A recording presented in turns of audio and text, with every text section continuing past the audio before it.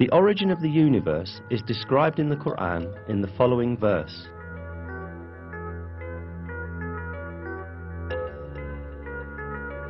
He is the originator of the heavens and the earth.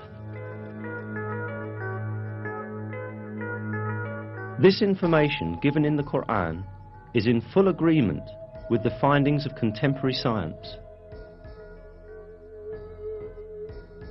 The conclusion that astrophysics has reached today is that the entire universe, together with the dimensions of matter and time, came into existence as a result of a great explosion that occurred in no time. This event, known as the Big Bang, produced the entire universe about 15 billion years ago, creating it from nothingness as a result of the explosion of a single point. Modern scientific circles are in agreement that the Big Bang is the only rational and provable explanation of the beginning of the universe, and of how the universe came into being. Before the Big Bang, there was no such thing as matter. From a condition of non-existence in which neither matter nor energy nor even time existed, and which can only be defined metaphysically, matter, energy and time were all created. This fact, only recently discovered by modern physics, was announced to us in the Quran 1,400 years ago.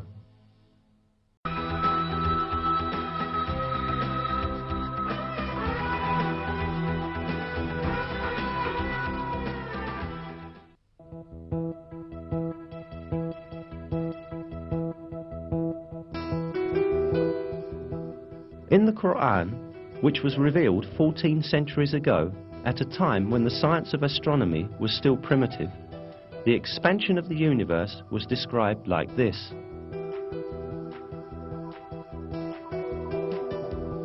And it is we who have constructed the heaven with might, and verily it is we who are steadily expanding it.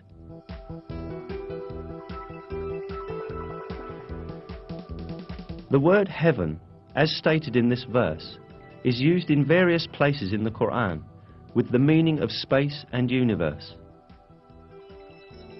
Here again, the word is used with this meaning. In other words, in the Quran, it is communicated that the universe expands. And this is the very conclusion that science has reached today. Until the dawn of the 20th century, the only view prevailing in the world of science was that the universe has a constant nature, and it has existed since infinite time. The research, observations and calculations carried out by means of modern technology, however, revealed that the universe in fact had a beginning and that it constantly expands. At the beginning of the 20th century, the Russian physicist Alexander Friedmann and the Belgian cosmologist Georges Lemaitre theoretically calculated that the universe is in constant motion and that it is expanding. This fact was proved also by observational data in 1929. While observing the sky with a telescope, Edwin Hubble, the American astronomer, discovered that the stars and galaxies were constantly moving away from each other.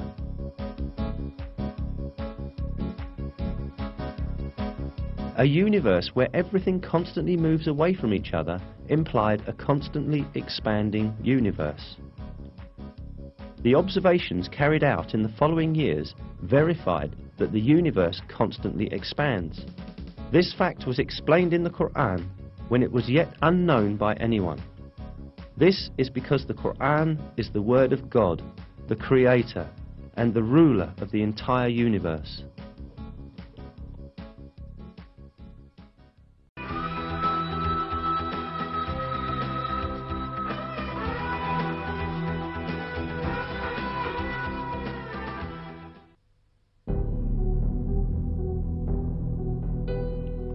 While referring to the sun and the moon in the Quran, it is emphasized that each moves in a certain orbit.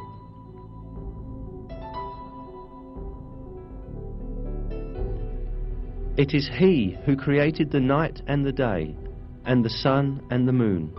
They swim along, each in an orbit.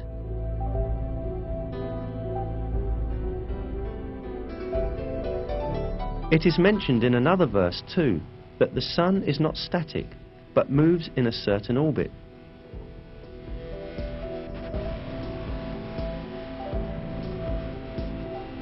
And the sun runs to its resting place.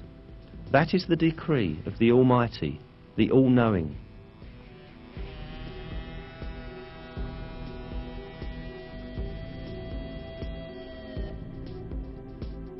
These facts communicated in the Quran have been discovered by astronomical observations in our age. According to the calculations of experts on astronomy, the sun is travelling at the enormous speed of 720,000 kilometers an hour in the direction of the star Vega in a particular orbit called the solar apex. This means that the sun travels roughly 17,280,000 kilometers a day. Along with the sun, all planets and satellites within the gravitational system of the sun also travel the same distance. In addition, all the stars in the universe are in a similar planned motion. That the entire universe is full of paths and orbits such as this one is inscribed in the Quran as follows: by the sky full of paths and orbits.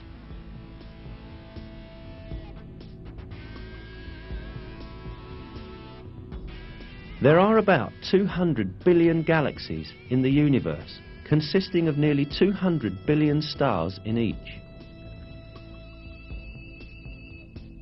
Most of these stars have planets, and most of those planets have satellites. All of these heavenly bodies move in very precisely computed orbits. For millions of years, each has been swimming along in its own orbit in perfect harmony and order with all the others. Moreover, many comets also move along in the orbits determined for them.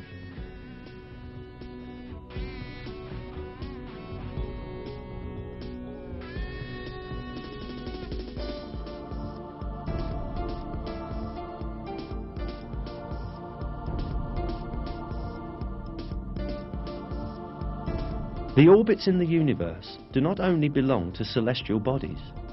The galaxies also travel at enormous speeds in computed, planned orbits. During these movements, none of these celestial bodies cut across another's path or collide with another.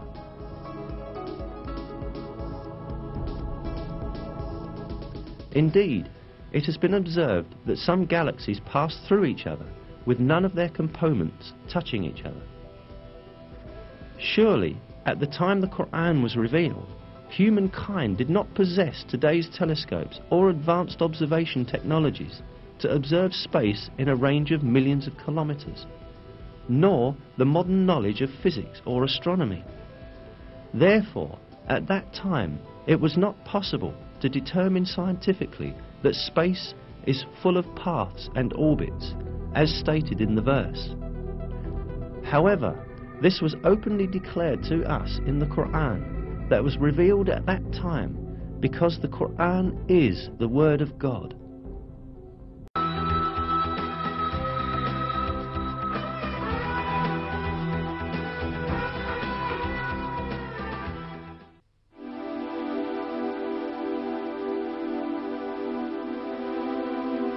The 11th verse of Surat At-Tariq in the Quran refers to the returning function of the sky.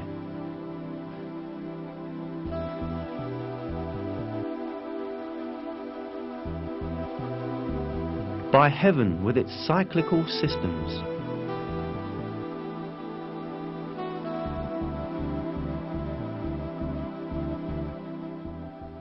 This word, interpreted as cyclical in Quran translations, also has meanings of sending back or returning.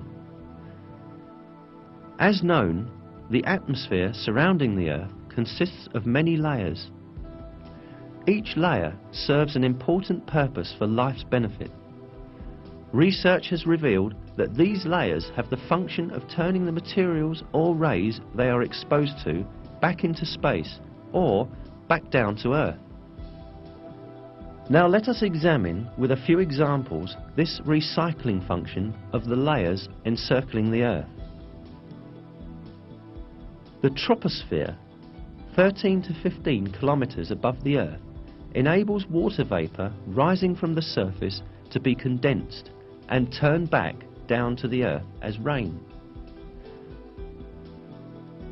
The ozone layer, at an altitude of 25 kilometers, reflects harmful radiation and ultraviolet light coming from space and turns both back into space. The ionosphere reflects radio waves broadcast from the Earth back down to different parts of the world, just like a passive communications satellite, and thus makes wireless communication, radio and television broadcasting possible over long distances. The fact that this property of the sky's layers, which could only be scientifically discovered recently, was declared centuries ago in the Quran, once again demonstrates that the Quran is the Word of God.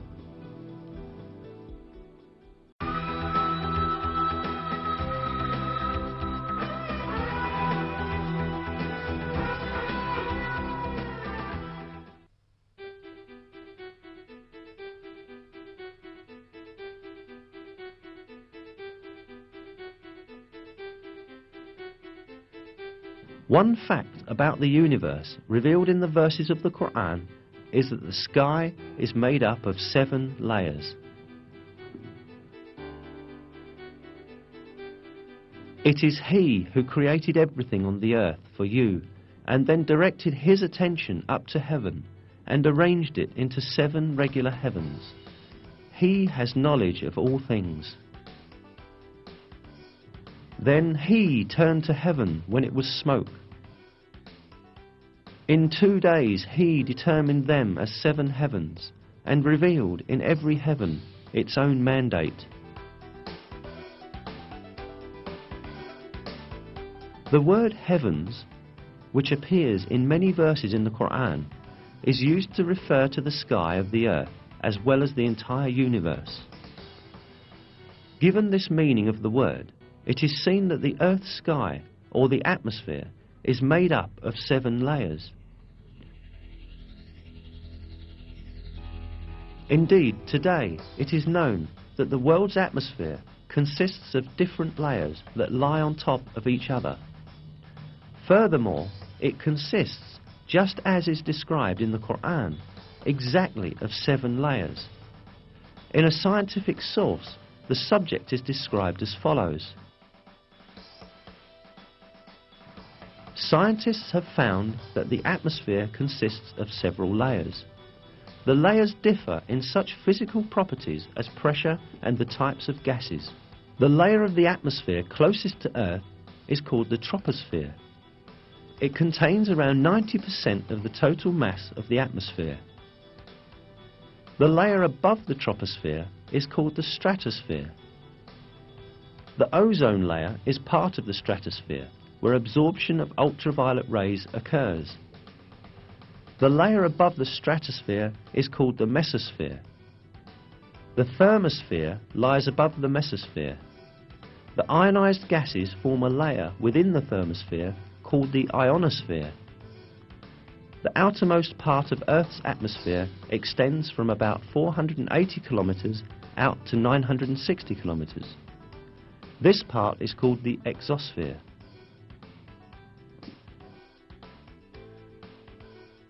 If we count the number of layers cited in this source, we see that the atmosphere consists of exactly 7 layers, just as stated in the verse.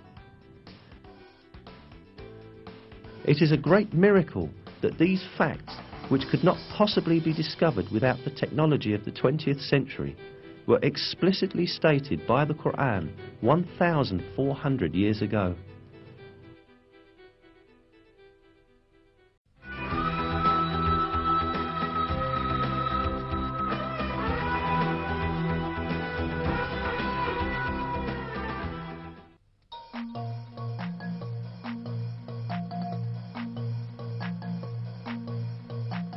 The Quran draws attention to a very important geological function of mountains. We placed firmly embedded mountains on the earth so that it would not move under them.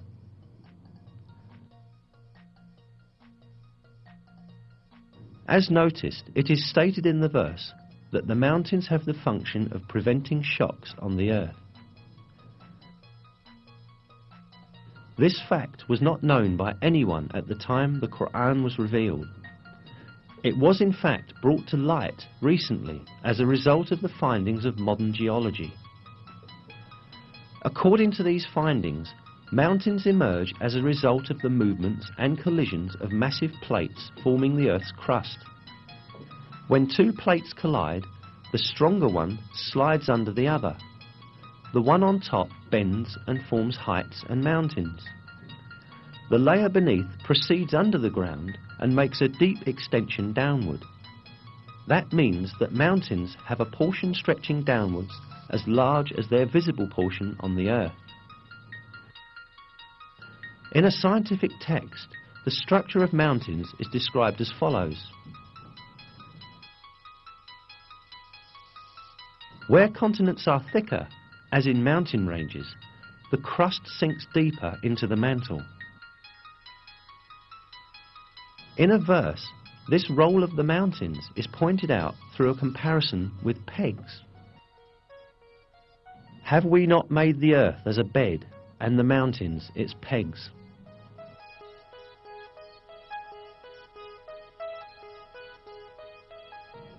Mountains, in other words, clench the plates in the Earth's crust together by extending above and beneath the Earth's surface at the conjunction points of these plates. In this way, they fix the Earth's crust and prevent it from drifting over the magma stratum or among its plates. Briefly, we may liken mountains to nails that keep wood pieces together. This fixing function of the mountains is defined in scientific literature with the term isostasy. Isostasy means the following. Isostasy, general equilibrium in the Earth's crust, maintained by a yielding flow of rock material beneath the surface under gravitational stress. This vital role of mountains that was discovered by modern geology and seismic research was revealed in the Quran centuries ago as an example of the supreme wisdom in God's creation. We placed firmly embedded mountains on the earth so that it would not move under them.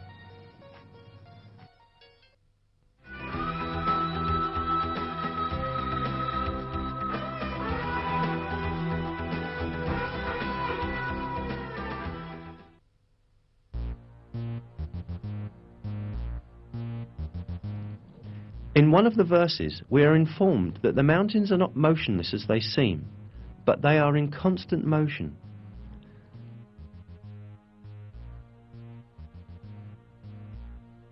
You will see the mountains you reckoned to be solid going past like clouds. Such is the artistry of God, who disposes of all things in perfect order. Surely He is aware of what you do.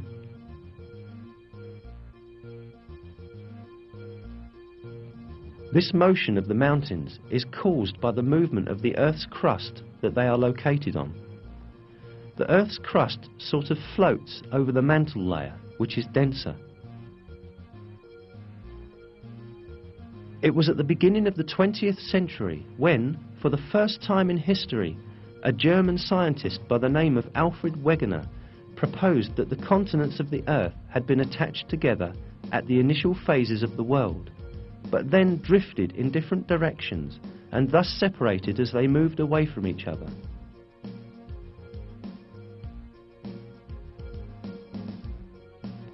Geologists understood that Wegener was right only in the 1980s, 50 years after his death.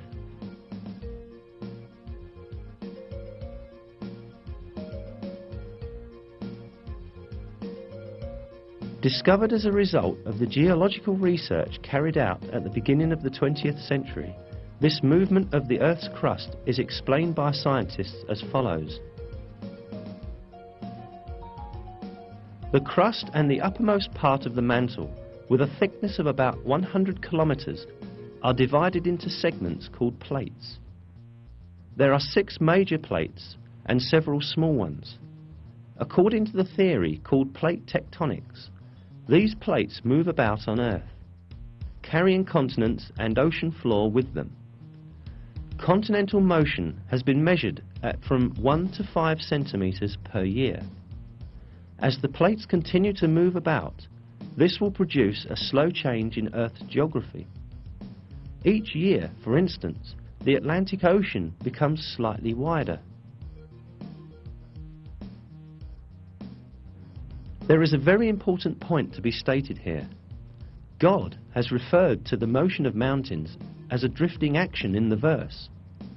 Today, modern scientists also use the term continental drift for this motion. Unquestionably, it is one of the miracles of the Quran that this scientific fact, which has been recently discovered by science, was announced in the Quran.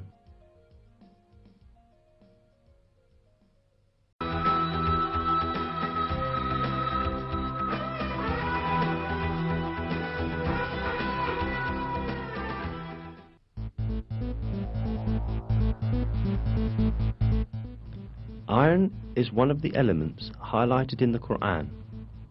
In Surat Al-Hadid, meaning iron, we are informed,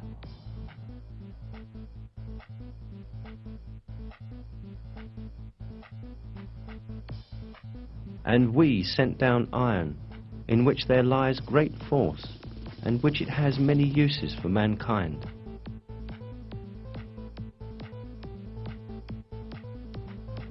The word "sent down," particularly used for iron in the verse, could be thought of having a metaphorical meaning to explain that iron is given to the service of people.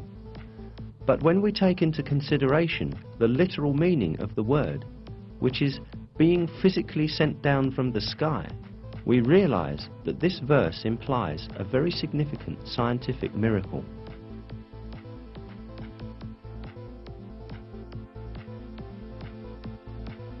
This is because modern astronomical findings have disclosed that the metal of iron found in our world has come down from giant stars in outer space. The heavy metals in the universe are produced in the nucleus of big stars. Our solar system, however, does not have a suitable structure to produce iron on its own. Iron can only be produced in much bigger stars than the Sun, where the temperature reaches a few 100 million degrees. When the amount of iron exceeds a certain level in a star, the star can no longer bear it, and eventually it explodes in what is called a nova or a supernova. As a result of this explosion, meteors containing iron are scattered around the universe, and they move through the void until attracted by the gravitational force of a celestial body. All this shows that the metal iron did not form on the Earth, but was carried from exploding stars in space via meteors and was sent down to Earth, exactly the same way as stated in the verse. It is clear that this fact could not have been scientifically known in the 7th century, when the Quran was revealed. "And we sent down iron, in which there lies great force, and which has many uses for mankind." In addition, the 25th verse of Surat Al-Hadid, which refers to iron, includes 2 interesting mathematical codes. Surat Al-Hadid is the 57th surah in the Quran. The numerical value of the word Al-Hadid in Arabic, in other words, is Abjad, is the same number, 57. The numerical value of the word Hadid alone is 26, and 26 is the atomic number of iron.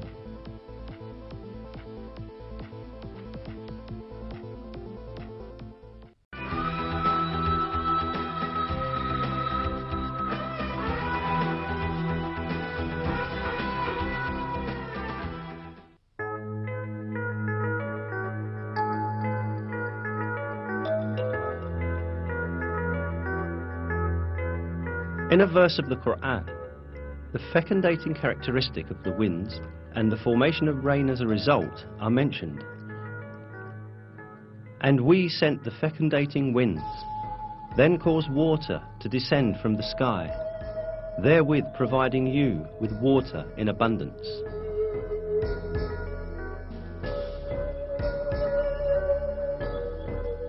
In this verse, it is pointed out that the first stage in the formation of rain is wind.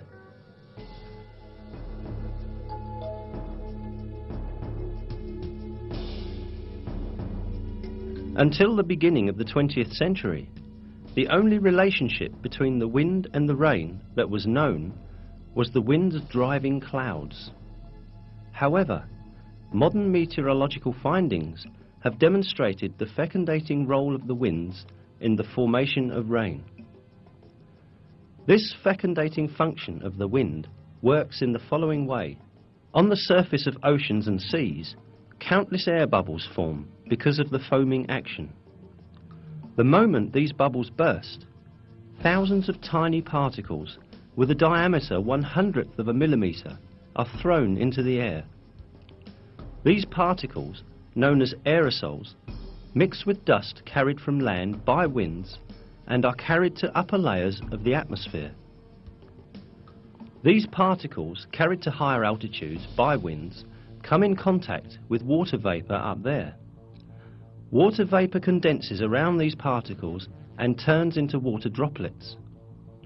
These water droplets first come together and form clouds, and then fall on the earth in the form of rain.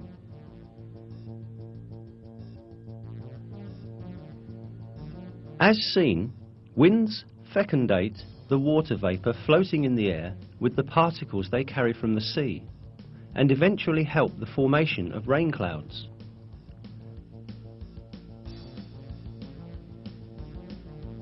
If winds did not possess this property, water droplets in the higher atmosphere would never form, and there would be no such thing as rain.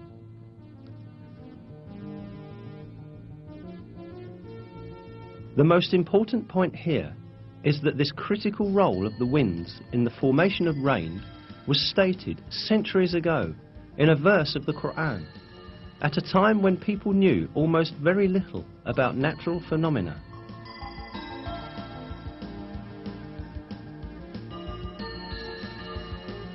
Another fact given in the Quran about rain is that it is sent down on earth in due measure. This is mentioned in Surat Az-Zukhruf as follows: "It is He who sends down water in due measure from the sky, by which we bring a dead land back to life. That is how you too will be raised from the dead." This measure in rain has again been discovered by modern research. It is estimated that in 1 second, approximately 16 million tons of water evaporate from the earth. This figure amounts to 513 trillion tons of water in 1 year. This number is equal to the amount of rain that falls on the earth in 1 year. This means that water continuously circulates in a balanced cycle according to a measure.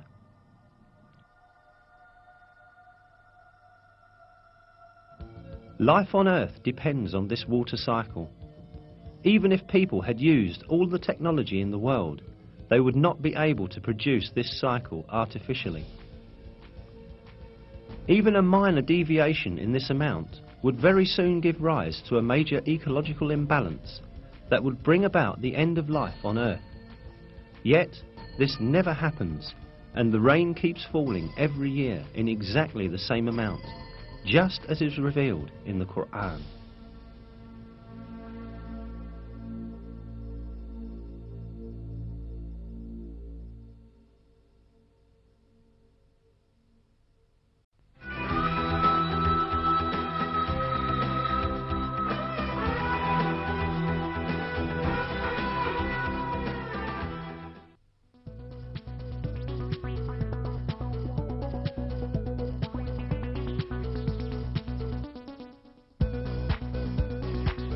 One of the properties of seas that was very recently discovered is related in a verse of the Quran as follows.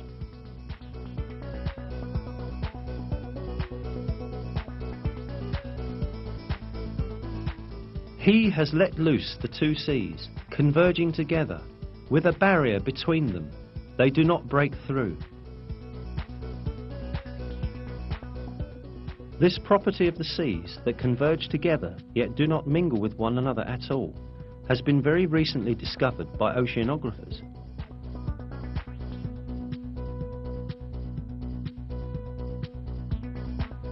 Because of a physical force called the surface tension, the waters of neighbouring seas do not mix.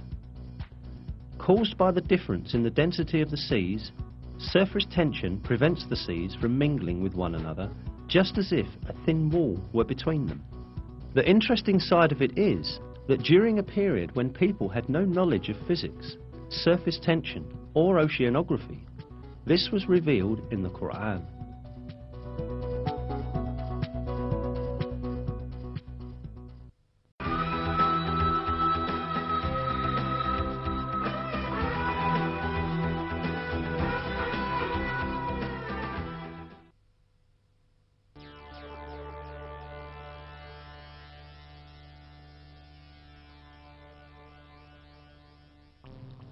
Until fairly recently, it was thought that a baby's sex was determined by the mother's cells.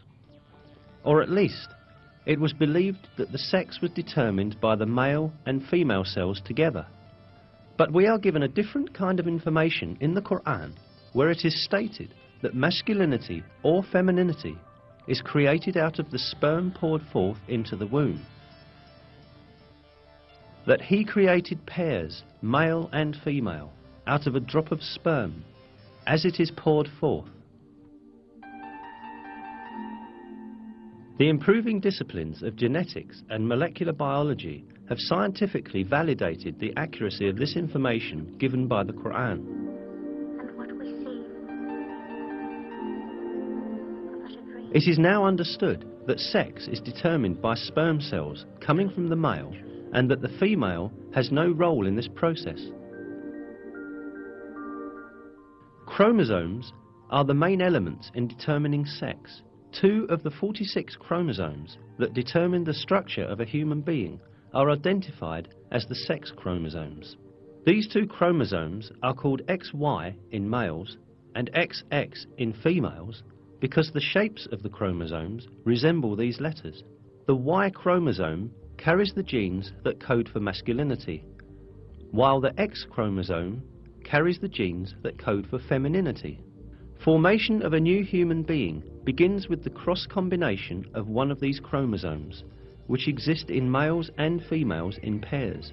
In females, both components of the sex cell, which divides into 2 during ovulation, carry X chromosomes. The sex cell of a male, on the other hand, produces 2 different kinds of sperm, one that contains X chromosomes and the other Y chromosomes. If an X chromosome from the female unites with a sperm that contains an X chromosome, then the baby is female.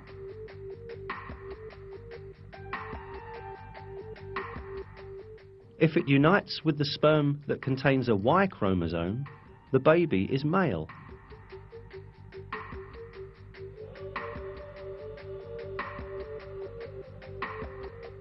In other words, a baby's sex is determined by which chromosome from the male unites with the female's ovum.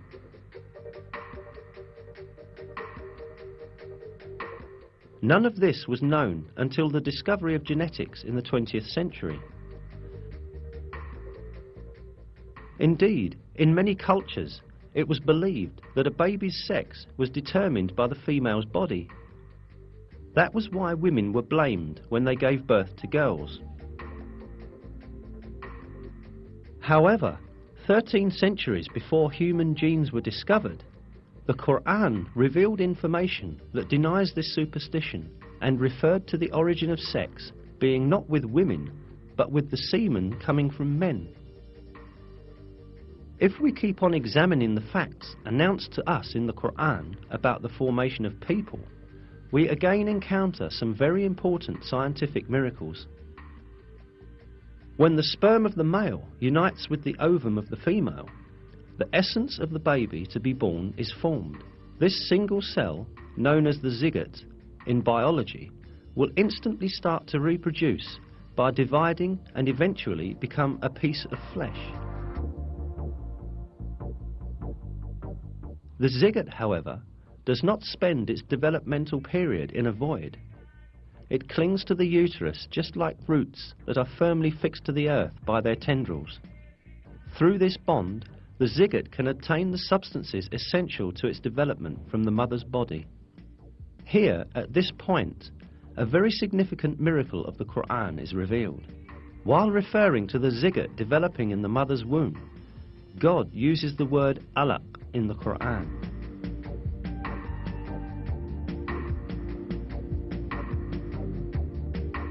Recite, "In the name of your Lord, who created man from alaq." Recite, "And your Lord is the most generous."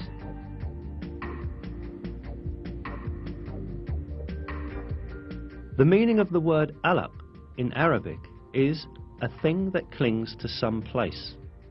The word is literally used to describe leeches that cling to a body to suck blood. Certainly, it is not a coincidence that such an appropriate word is used for the zygote developing in the mother's womb. This proves once again that the Quran is a revelation from God, the Lord of all the worlds.